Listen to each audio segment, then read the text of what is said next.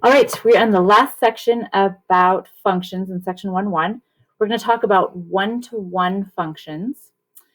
So we've talked about, so a function, a relation is a function if one input has one output, right?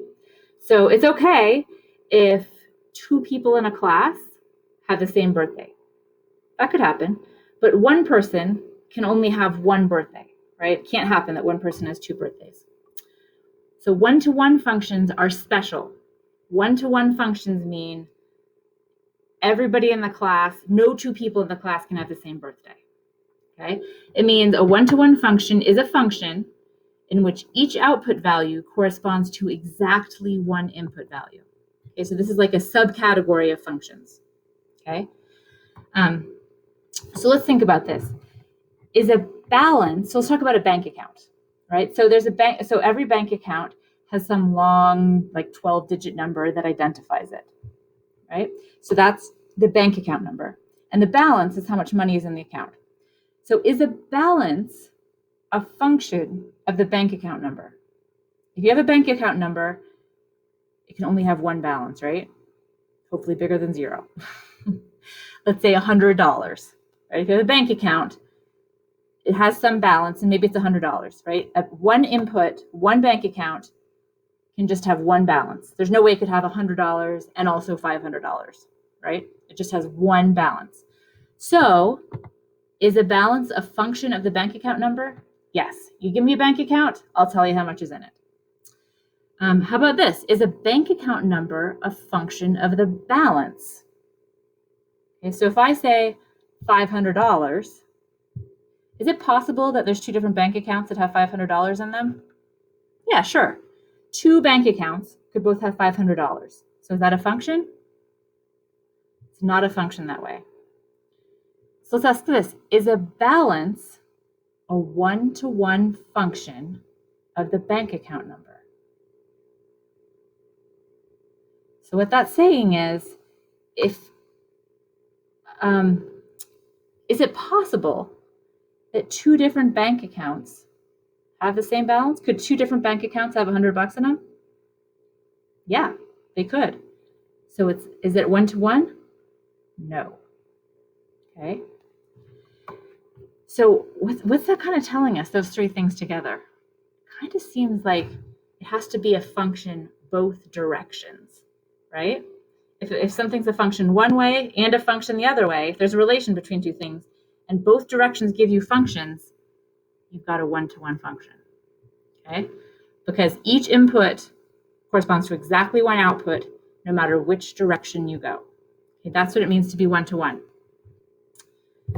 All right, so let's talk about graphs and how they relate to relations, okay? We've got an x-axis and we've got a y-axis, right? And our input values are along the x-axis and our output values are along the y-axis. So these aren't labeled, but let's see, this looks like it's 1, 2, 3, 4, 5, 6. This value is 6 here. So if this relationship, if we called this relation f of x, right? F of 6 is 1, right? F of 0 is 2, right? We go along the input, along the x-axis, and the y value of a point along this graph gives us the output value, right? That's kind of what a graph means. It's a visual representation of all the x and y pairs that make an equation true. So let's think about, for every x value, if we've got a function, if this relation is a function, for any x value, how many output values can there be? 1, right? If it's a function, one x value can only give me one y value.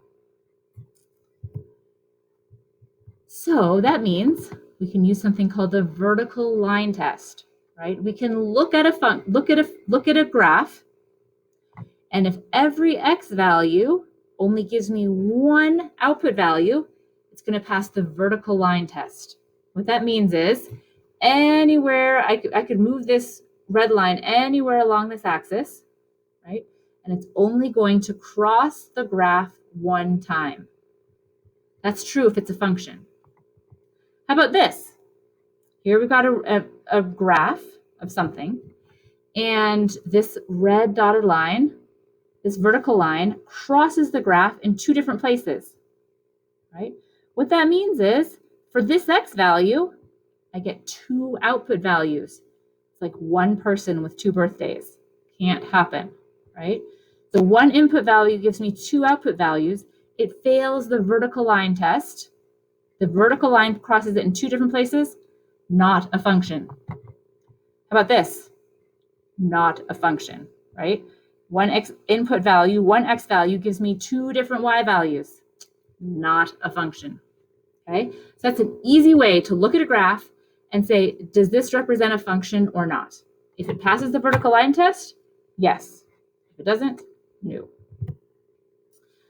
All right, so you think about these, A, B, and C. Which of these represents a function relationship? Which of these pass the vertical line test? Does A? Yep, this is a function. How about B?